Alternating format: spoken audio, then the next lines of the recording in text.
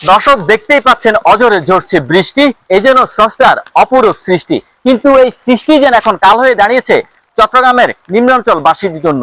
টানা বৃষ্টিতে বেড়েছে জলাবদ্ধতা, বেড়েছে ভোগান্তি। নিশ্চয়ই আপনি ক্যামেরার মাধ্যমে দেখতে পাচ্ছেন আমি যেই এলাকাটি আছি এই এলাকাটির নাম হচ্ছে চট্টগ্রামের মোল্লাপাড়া এলাকা, যেখানে সড়কটি ডুবে গেছে। মানুষ এই সড়কের মধ্যেই কিন্তু চলাচল করছে, মানুষ বেরোচ্ছে ঘর থেকে।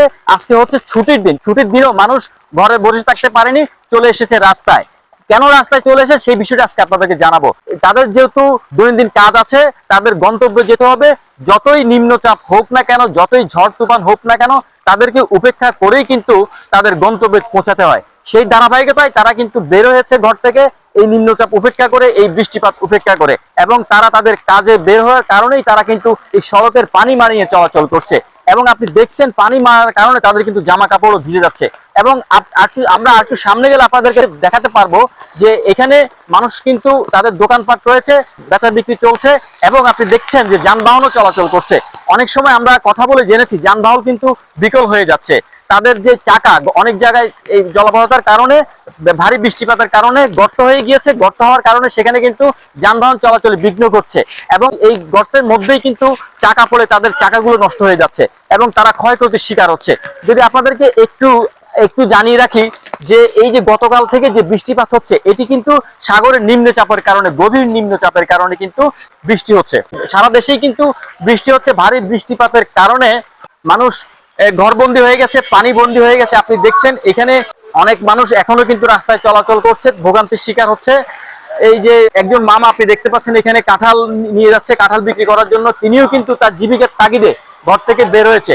আমরা তাদের কষ্টগুলোই তুলে ধরার চেষ্টা করছি। এই যে আপনি দেখছেন আমাদের ভিডিওর মাধ্যমে যে বাম পাশে দোকান রয়েছে, দোকানেও কিন্তু দোকানদাররা পানিবন্দী হয়ে আছে, এবং ডান পাশে আরেকটি দোকানও রয়েছে। এবং দেখছেন আপনি যানবাহন চলাচল করছে, রিক্সা চলাচল করছে, অটো রিক্সা চলাচল করছে। মানুষ কিন্তু এই চলাচল করতে গিয়ে অনেক সময় অনেক ভোগান্তির শিকার হচ্ছে, ক্ষয়ক্ষতির শিকার হচ্ছে। মানুষ কিন্তু বলছে এখানে এই এলাকাগুলোতে নালাগুলো ভালো করে পরিষ্কার করা হয়নি, এবং এই যে নালাগুলো রয়েছে সেখানে কিন্তু বিভিন্ন ময়লা জ্যাম হয়ে আছে। এই যে ময়লা জ্যাম হয়ে থাকার কারণেই কিন্তু এই জলাবদ্ধতার সৃষ্টি হয়েছে।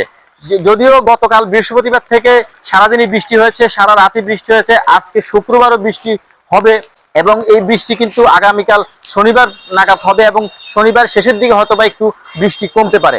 তা আমরা আপনাদেরকে দেখাচ্ছি যে হাতের ডান পাশে একটি হোটেল রয়েছে, যেখানে মানুষ সকালে ঘুম থেকে উঠে নাস্তা করতে আসে। পেশাজীবী মানুষরা আসে নাস্তা করতে, এবং যারা কর্মক্ষেত্রে যায় বা এলাকার মানুষ যারা সকালে নাস্তা বানাতে পারে না, তারা কিন্তু এই হোটেলে নাস্তা করতে আসে। কিন্তু দেখেন তাদেরও কিন্তু অনেক কষ্ট হয়। এই যে নাস্তা করতে আসলে কিন্তু তারা পানি মারিয়ে আসতে হয়, এবং এই নাস্তা নিয়ে তারা ঠিকমতো ঘরে পৌঁছাতে পারে কিনা সেটা নিয়েও থেকে যায় সংশয়। যদি আপনাদেরকে একটু বলি যে গতকাল থেকে কিন্তু চট্টগ্রামে গতকাল রাত 9টার আগ পর্যন্ত গত 24 ঘন্টায় চট্টগ্রামে বৃষ্টিপাত হয়েছে 52 মিলিমিটার। এবং এই যে গভীর নিম্নচাপ ছিল, এটার 9টার আগ পর্যন্ত 24 ঘন্টায় এটার বাতাসের বেগ যদি আপনাদেরকে বলি 20 থেকে 22 কিলোমিটার এই নিম্নচাপের বাতাসের বেগ ছিল। এই নিম্নচাপটি বঙ্গোপসাগরে অবস্থান নিয়েছে, সেখান থেকে এটি সাতক্ষীরা হয়ে কিন্তু এটি চলে গেছে, এবং এটি এখন অনেকটাই দুর্বল হয়ে পড়েছে। যদি আপনাদেরকে একটু বলি, এই যে মঙ্গলবার থেকে কিন্তু এই নিম্নচাপটি বঙ্গোপসাগরের লঘুচাপ হিসেবে ছিল। এরপরে এটি বুধবারে এসে এটি নিম্নচাপে পরিণত হয়েছে, এবং গতকাল বৃহস্পতিবার সেটি গভীর নিম্নচাপে পরিণত হয়েছে। এই নিম্নচাপের কারণে স্থল বন্দরগুলোতে, অর্থাৎ বাংলাদেশের যে 4টি বন্দর রয়েছে, চট্টগ্রাম, কক্সবাজার, পায়রা ও মংলা বন্দর, এই 4টি মংলা বন্দর কিন্তু 3 নম্বর সতর্কতা সংকেত তারা দিয়েছে। এবং সাগরে যে নৌযানগুলো ছিল, ট্রলারগুলো ছিল, মাছ ধরার যে বোটগুলো ছিল, এগুলো কিন্তু উপকূলে নিয়ে আসা হয়েছে, এবং তারা সাবধানতা অবলম্বন করছে। এই যে নিম্নচাপের প্রভাবে ভারী বৃষ্টিপাত হওয়ায় দেশের অনেক জায়গায় কিন্তু অনেক ক্ষয়ক্ষতি হয়েছে। কোথায় মানুষ মারা গিয়েছে, এবং কোথায় মানুষের ঘর বাড়ি, ঘরের চালা উড়ে চলে গেছে, কোথায় পাহাড় ধসে মানুষের ঘর বাড়ি ক্ষয়ক্ষতি হয়েছে, দোকানপাটের ক্ষয়ক্ষতি হয়েছে। সারা দেশে যে বৃষ্টিপাত হয়েছে তার প্রভাবে কিন্তু মানুষের নানান ভোগান্তি হয়েছে। আমি যদি আপনাদেরকে একটি বিষয় একটু বলি, যে এই যে মানুষ কিন্তু ঘর থেকে বেরোচ্ছে, এবং এই যে আপনি দেখছেন এই যে মানুষ এখনো কিন্তু হাঁটছে, চলাফেরা করছে। আমি যদি আপনাদেরকে আরেকটু জানাই যে মানুষ কিন্তু তার জীবিকার তাগিদে প্রতিনিয়ত বের হচ্ছে। তো মানুষ যখন বের হচ্ছে তখন কিন্তু তাদেরকে নানান ভোগান্তি শিকার হতে হচ্ছে।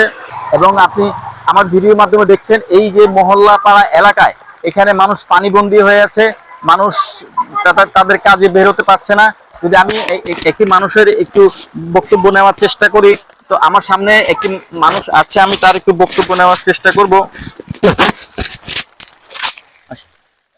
এই যে পানিবন্দী হয়ে পড়ছে, আমি ওনার সাথে কথা বলবো যে ভাইয়া, এই যে আপনি তো এই এলাকার, এখানে বৃষ্টি হলেই, সামান্য বৃষ্টিপাত হলেই তো পানি উঠে যায়। তবে এখন যেহেতু একটু ভারী বৃষ্টিপাত হচ্ছে, আসলে এই যে আপনাদের মানে কি কিরকম সমস্যা হচ্ছে যদি একটু বলতেন। অনেক ধরনের সমস্যা আমাদের এখানে, তো আজকে ড্রেন টেন এগুলো পরিষ্কার হচ্ছে না অনেক দিন ধরে। এখানে মনে করেন কমিশনের থাকা অবস্থায় কোনো কাজ ঠিক মতো হয় নাই, এখনো পর্যন্ত কোনো রকম হচ্ছে না। চারিদিকে ড্রেন টেন সব জাম, সামান্য বৃষ্টি হলে পুরো এলাকা পানিতে ডুবে যাচ্ছে। পুরো এলাকাবাসী না ঘর থেকে তো বের হওয়া অনেক কষ্টকর হয়ে যায়। এলাকাবাসী সবাই কষ্টতেই আছে, পানির সামান্য বৃষ্টিতে পানিতে ডুবে যাচ্ছে গা, যাতায়াতের কষ্ট, চারিদিক দিয়ে কষ্ট। দর্শক, উনি কিন্তু বলছে আসলে সামান্য বৃষ্টি হলে এখানে ড্রেনগুলো পরিষ্কার না করার কারণে কিন্তু তাদের ভোগান্তিতে পড়তে হচ্ছে। সামান্য বৃষ্টিতে তাদের যে সড়কগুলো ডুবে যাচ্ছে, তাদের চলাফেরা করতে কষ্ট হচ্ছে। আমরা আরেকটা ভাইয়ের সাথে একটু কথা বলবো যে আসলে ওনার কি মতামত আমি একটু জানতে চাচ্ছি। আসলে কষ্ট তো এখন শেষ নেই। আমরা যে ভোগান্তিতে আছি, এই যে ড্রেনগুলি পরিষ্কার নেই, একটু বৃষ্টিতে দেখেন হাঁটু জল পানি হয়ে গেছে, আর একটু যদি বৃষ্টি হয় এখানে পুরোটাই ডুবে যাবে। তাহলে আমরা বাসা থেকে বের হয়ে যাচ্ছে না, দৈনন্দিন জীবনটা যাপন কষ্ট হয়ে যাচ্ছে। সকালবেলায় অনেকে দেখা যাবে যে এখনো নাস্তাও করতে পারেনি, এই পানির ভয়ে বের হচ্ছে না। অনেকে বাচ্চাদেরকে পাঠায়, ইয়াদেরকে পাঠায়, এখনো ওই পর্যন্ত অনেকে বাচ্চাকে বেঁচে দেখছেন এই সকাল 9:30 10টা এখনো রাস্তাঘাট একেবারেই নীরব, বাসা থেকে কেউ বের হচ্ছে না। এ ভয়ের আতঙ্ক। অনেক সময় দেখা যায় যে আপনার এই কম যেগুলি আছে এগুলো অনেকটা কারেন্টের শর্ট হয়ে থাকে, নানা রকমের দুর্গন্ধ আমাদের প্রবাহিত হয় আর কি। দর্শক, উনি বলছিলেন যে আসলে এই যে ভারী বৃষ্টিপাতের কারণে, শুধু ভারী বৃষ্টিপাতে নয়, সামান্য বৃষ্টি হলেই এই এলাকার, এই মোল্লাপাড়া এলাকার রাস্তাগুলো ডুবে যায়, তাদের ভোগান্তির সৃষ্টি হয়, তারা ঘর থেকে বেরোতে পারে না এবং তারা তাদের দৈনন্দিন কাজগুলো সারতে পারে না এবং বাচ্চাদেরকে স্কুলেও নিতে পারে না। বাচ্চারা ঘরবন্দি হয়ে যায়, তাদের পড়ালেখার সমস্যার সৃষ্টি হয়। তো এটা থেকে উত্তরণের একটি উপায় তারা বলছেন যে এই এলাকার ড্রেনগুলো যদি যথাযথভাবে পরিষ্কার করা হয় এবং প্রতিনিয়ত যদি পরিষ্কার করা হয়, তাহলে কিন্তু তারা এই জলাবদ্ধতা থেকে মুক্ত পাবে।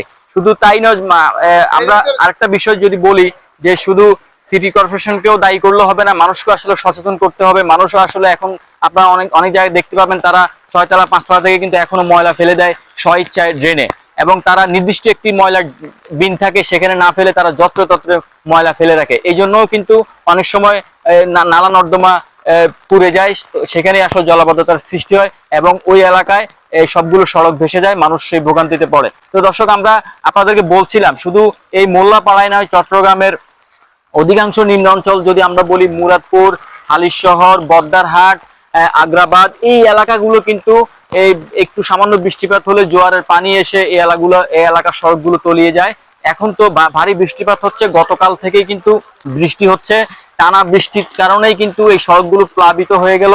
তো এখন যেহেতু ভাটা পানিগুলো, বৃষ্টিও ধীরে ধীরে হচ্ছে, থেমে থেমে বৃষ্টি হচ্ছে, যার কারণেই কিন্তু এখন পানি কমতে শুরু করেছে।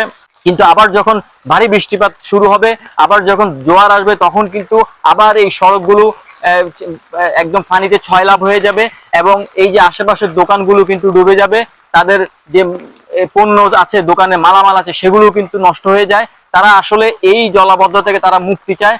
তো দর্শক, আমি আপনাদেরকে বলছিলাম যে মূলত নিম্নচাপের কারণেই কিন্তু এই ভারী বৃষ্টিপাত শুরু হয়েছে। এই বৃষ্টিপাত আজকে সারাদিন থাকবে, শনিবার, আগামীকাল শনিবার সেটি হয়তোবা শেষ হতে পারে, কারণ আমরা ইতিমধ্যেই জেনেছি যে এই নিম্নচাপটি এখন সাতক্ষীরা দিয়ে এটি চলে গিয়েছে এবং এটি আস্তে আস্তে দুর্বল হয়ে আসছে।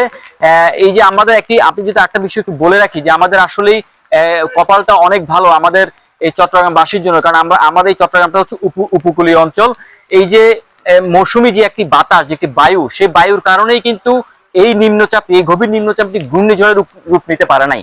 তাহলে কিন্তু আমাদের এই ঘূর্ণিঝড় শক্তি যদি আমার রূপ নিত, তাহলে কিন্তু এই শক্তি থেকে আমাদের মুক্তি মিলতো না। তো আমরা আসলে খোদার কাছে শুকরিয়া জানাই যে আমরা এই ঘূর্ণিঝড় শক্তি থেকে আমাদের মুক্তি মিলেছে। তো আপনারা আমাদের সাথে থাকুন, আমরা আরো ভোগান্তির মানুষ যে পানিবন্দী হয়ে আছে সে ধরনের কোনো দৃশ্য যদি আমরা দেখতে পাই সেটি অবশ্যই আপনাদেরকে জানাবো।